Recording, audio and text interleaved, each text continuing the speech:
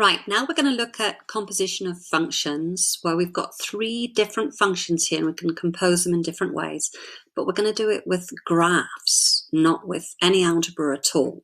So let's look at what we've been given. In question 18, we've got f of h of 6. So your initial input, your initial x value is 6. That's going into function h. H is going to spit out a value, and whatever that value is, whatever h of 6 is equal to, is going to become your input into function f, and f of that new value is going to be our final answer. So let's have a look at this. So the first thing we want to do is we want to look at, I don't want a pen there, let's just get this. We want to delete that. The first thing we're going to look at is h. H with an input of 6. So go across to your graph here and think, which of these graphs is h of x? It's this green one. What's our x value that we're looking at going in as an input?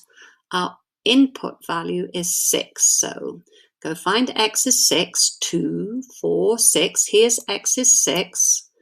But when we're going into the h of x function, if 6 goes in, out comes a y value of 4. Okay, so that's step 1 in our process. H of 6 gives us 4.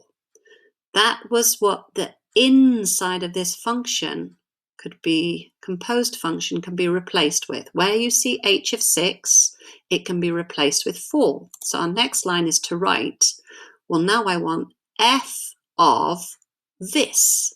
And this h of 6 here is going to be replaced. We've just worked it out. That 4 is going to go in there. So we start again. It helps if your graph is clean. So if you try and do these without drawing all over your graph, I have to draw on them just to show you where I'm looking. So now we've got a new input value. We've got an input value of 4, but it's going into function f. So input values, don't forget, are on your x-axis. We've got x is 4 going into function f, which is this blue function here. So if 4 goes, when x is 4, our output is this value here, which must be -2, -4, -6, -8. That must be -9. Ooh, there we go. There's your answer to this question. So have a go now at trying the next two. So pause your video, give it a go, and then come back and see. So on number 90, when you finished it, you should have got the answer of -2.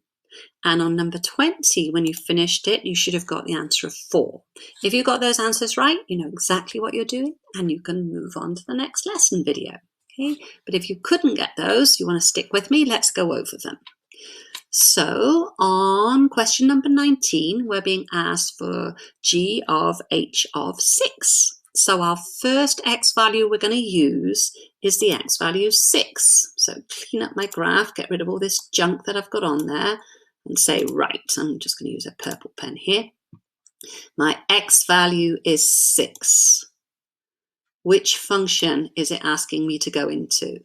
Saying 6 is going into h. We've just done that one, haven't we? No, we haven't. Oh, yes. H of 6. H is your green function. So go find your h. When 6 goes in, out comes 4. Then this, so all of this here, this part here, can be replaced with a 4. That's what we've effectively just said. Ooh, clean that up. We have just said we can replace h of 6 with the number 4. So now the question is just asking us for g of 4. 4 goes in to g. G is your red one. What comes out? -2. Now I've talked through that on the graph. How would you show your work? Obviously not by scribbling all over everything like that. I hope you're going to write it out nicely like this. You've got starting off with h of 6 equals, and we said h of 6 was equal to 4. Then 4 goes into g, so we say g of 4 equals, and our final answer was -2. Okay, on number 20, 4 is going into g. Well, we've just worked that out in the line above, haven't we? When 4 is the input into g, out pops -2. Clean up my graph and let's look at this last part. Come on, work. So on this one, 4 went into g, out came -2. So we've done the first step of the problem. Then -2 has to go into h. So if x is -2, remember what we're doing now? We're doing h of -2. I need a minus there, it's missing its negative. H of -2, the output of g of 4 was -2. That then goes into h. And if you put -2 here, x is -2, into function h was your green one. So go find the green function, we're here, and the y value that pops out is 4. So that's your final answer on that one. Okay, those aren't too bad. I quite like those ones. I don't know quite why I like them. I just